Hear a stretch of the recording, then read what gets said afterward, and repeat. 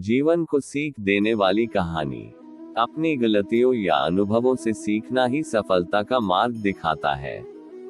जीवन के हर मोड़ पर हमें कुछ न कुछ नया जरूर सीखने को मिलता है। इंसान को हमेशा सीखते रहना भी चाहिए। ज्ञान की कोई सीमा नहीं है।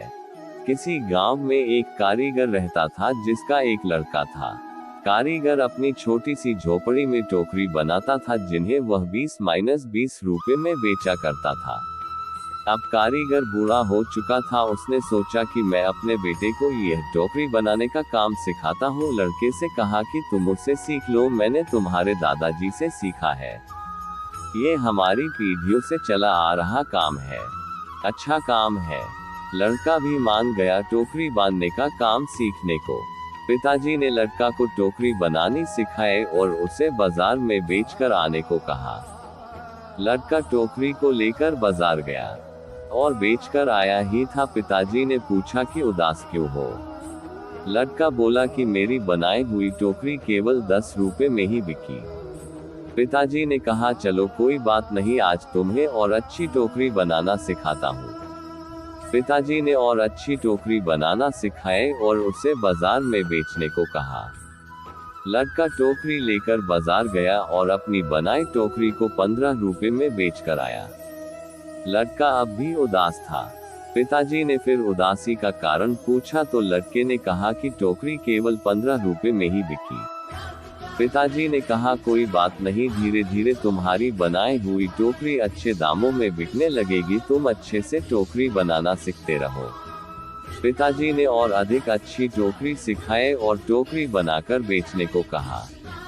लड़का बाजार गया और उस दिन उसकी टोकरी 30 रुपए में बिक गई। लड़का बहुत खुश हुआ।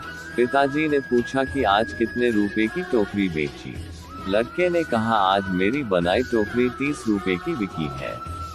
पिताजी ने यह सब सुनकर लड़के से कहा बहुत अच्छा है, चलो आज तुम्हें ऐसी टोकरी सिखाऊंगा जो 40 रुपए में बिक सके। लड़के ने कहा बस पिताजी, आप खुद 20 रुपए की टोकरी बेचते आए हो, आप मुझे 40 की टोकरी बनाना कैसे सिखाओगे? आप रहने दो, आपसे ज्यादा रुपए की टोकरी तो मैं बनाना जानता हूँ।